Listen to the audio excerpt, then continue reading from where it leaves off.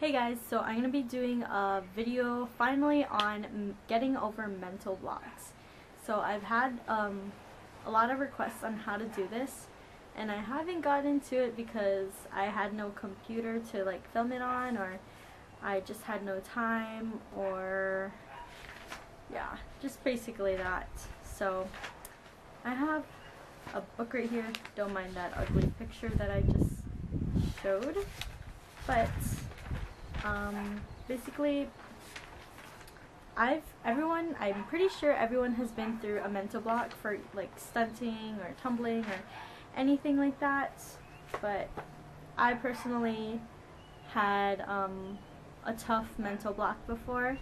So my story was like when I was working on my backhand spring, and this usually happens for your backhand spring, if not then other things, but I would just stand there and cry and just hold my hands out right here, just waiting to go, and then just nothing. I would just cry, and it was so hard for me, and I knew I wanted to do it so bad, and eventually I did get over it. What helped me was I did a lot of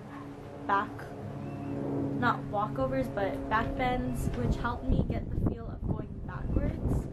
So that was one of the biggest things that did help me get over my mental blocks. And plus, I would always, before I go to sleep, I would imagine myself doing my backhand spring. I would watch so many videos of backhand springs and how it looked, what technique and all that stuff.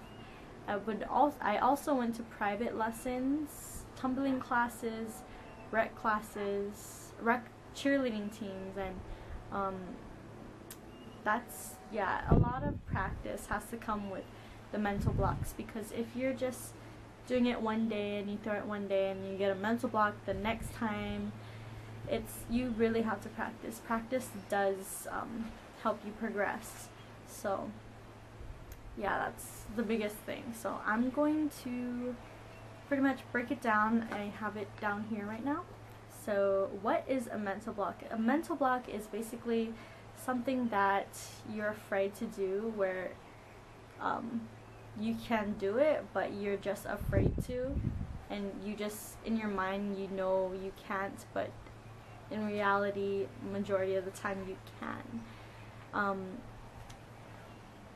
When your coach does say throw it, they believe in you, so trust your coaches that they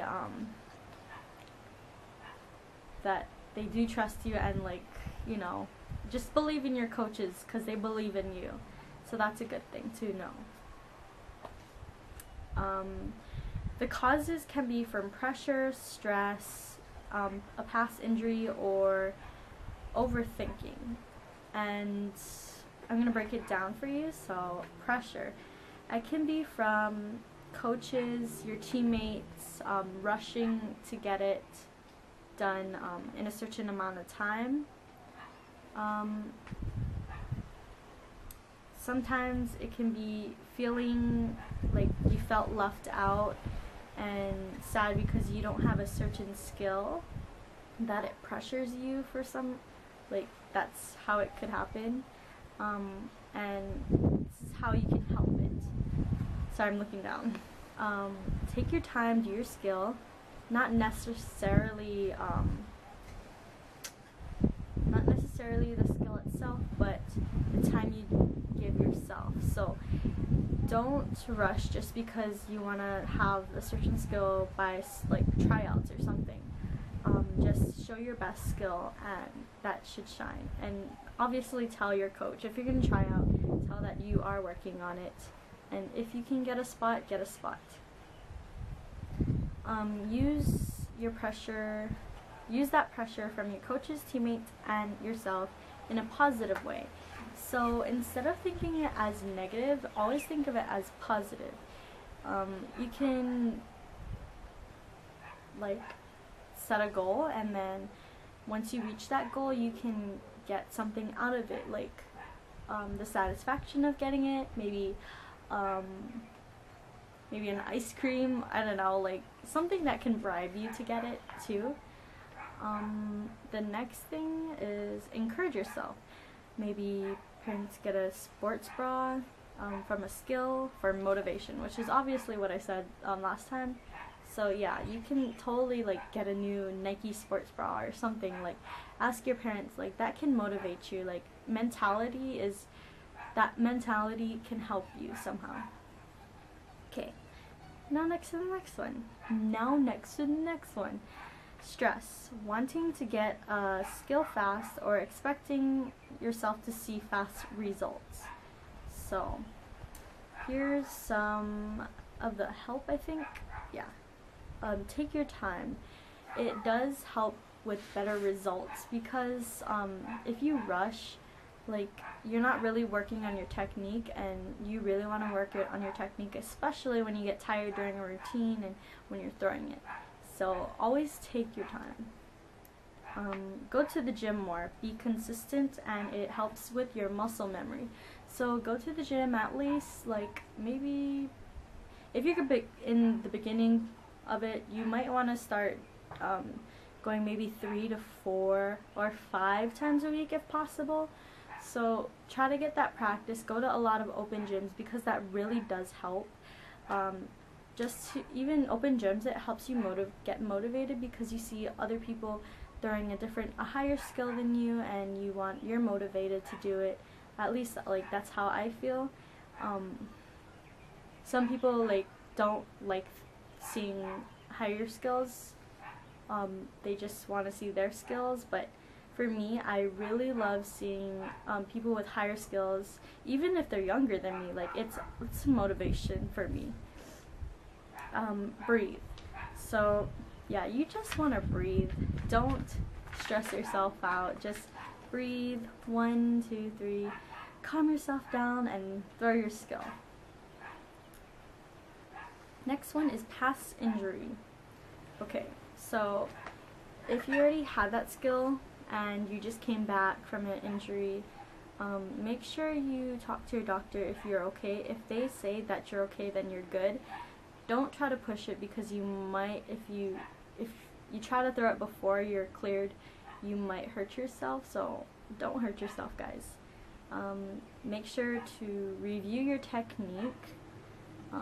Don't hesitate, because if you do, it might not be like the greatest idea. You might, more injury to your past injury.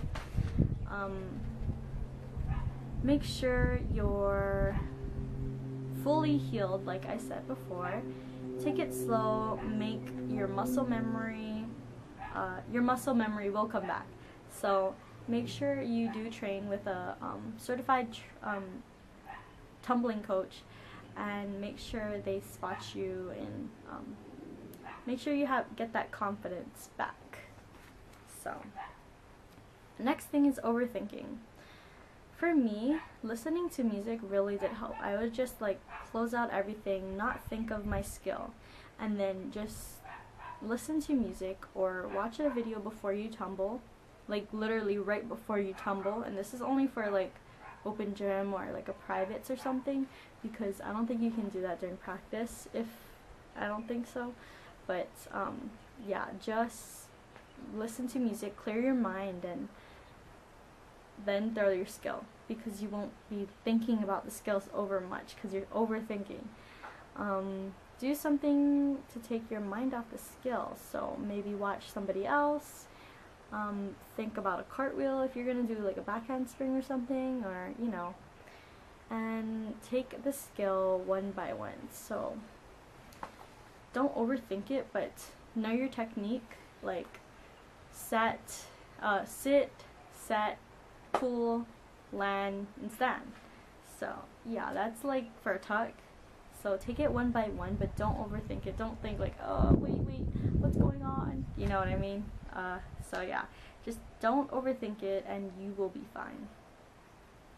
And other tips are just lock out. Make sure you lock out all the time for your backhand spring or your round of backhand spring or anything. Make sure you know your technique, and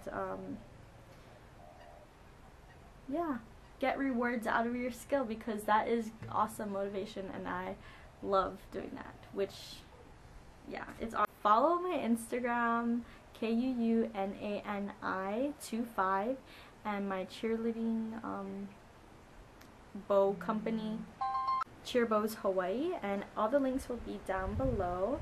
Hopefully you guys can enter my contest, and yeah, hopefully we can do that meetup. In my last video, I'll leave the link down below, and yeah.